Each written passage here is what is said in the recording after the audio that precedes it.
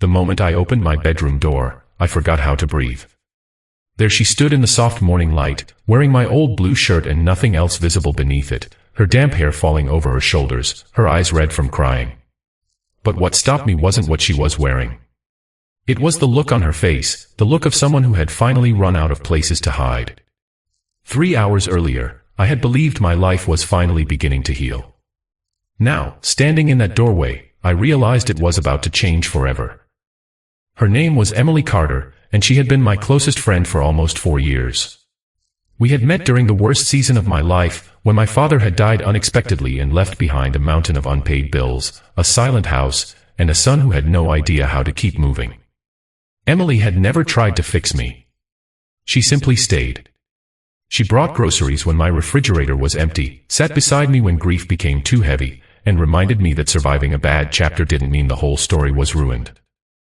I had secretly loved her for a long time, but I had buried those feelings because she was dating someone else, and because I was terrified that telling her the truth would destroy the friendship that had saved me. If stories about second chances mean something to you, please take a moment to like this video, share it with someone who believes people can find their way back from painful chapters. Sometimes one small act of kindness becomes the beginning of an entirely different life. That night, Emily called me after midnight.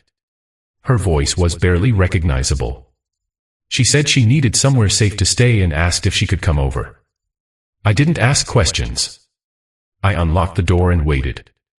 20 minutes later, she appeared on my porch carrying a small suitcase.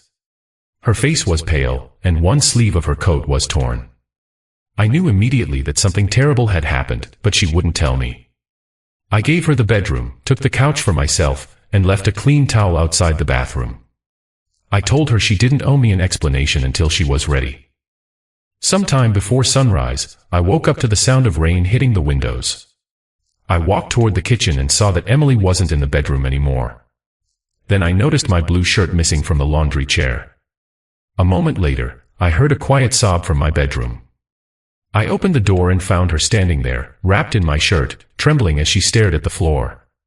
She had apparently showered because her clothes had been soaked during the storm, and she had found nothing comfortable to change into.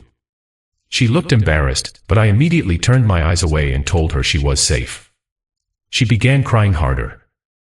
Emily finally told me the truth. Her relationship had ended badly. Her boyfriend had become controlling, constantly checking her phone, deciding who she could see, and making her believe that every disagreement was somehow her fault. The previous night, when she finally tried to leave, he had grabbed her wrist and blocked the door. She had managed to escape and called the only person she trusted completely. Me. I wanted to tell her that I had loved her for years. Instead, I told her she could stay as long as she needed. There would be no pressure, no questions, and no expectations. For the first time that morning, she looked at me and smiled through her tears. The next few weeks were quiet. Emily slowly rebuilt herself inside the safety of my small apartment. She started sleeping through the night. She began eating breakfast again. She found a new job at a local design studio and spent evenings sitting by the window with a cup of tea.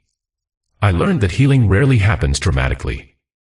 Sometimes it looks like someone finally laughing at a stupid joke. Sometimes it looks like opening the curtains after keeping them closed for months.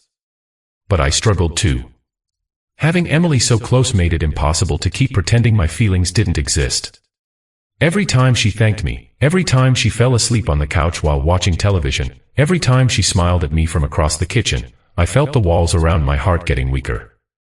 One evening, Emily found an old photograph tucked inside a book. It showed my father and me standing beside our first family car. She asked me about him, and I told her everything. I told her how guilty I had felt after his death because our last conversation had ended with an argument. I had spent years believing that if I had said something different that night, maybe things would have changed. Emily sat beside me and reminded me that love isn't measured by the final conversation. It's measured by everything that came before it. Her words broke something open inside me. For the first time, I realized I had been punishing myself for years over something I could never change. A few days later, Emily received a letter from her former boyfriend. She was frightened he might come looking for her. I told her we would handle whatever came together. She looked at me for a long moment and asked why I had never walked away from her, even when she kept pushing me away. I finally told her the truth. I told her I loved her. There was silence. Long, painful silence. I immediately regretted saying it. I thought I had destroyed everything. But Emily reached for my hand and said she had wondered about it for years. She admitted that she had always felt something for me too, but she had been too afraid to recognize it because friendship had been the safest thing in her life. We didn't rush into a relationship. We didn't pretend that one confession could erase years of fear. Instead, we chose something harder and more meaningful. We chose to heal together. Months passed. Emily moved into her own apartment, but she still came over every Sunday morning for breakfast. The blue shirt remained in her closet. She jokingly called it her lucky shirt, but I knew what it really meant. It was the shirt she had worn on the morning she finally felt safe again. 1 year later, on a rainy Sunday, Emily arrived at my door carrying a small box. Inside was the same blue shirt, freshly washed and carefully folded. She handed it to me with tears in her eyes and told me she didn't need it anymore. Not because she had forgotten that night, but because she no longer needed a piece of clothing to remind her that she was safe. She had finally learned that safety was something she carried inside herself.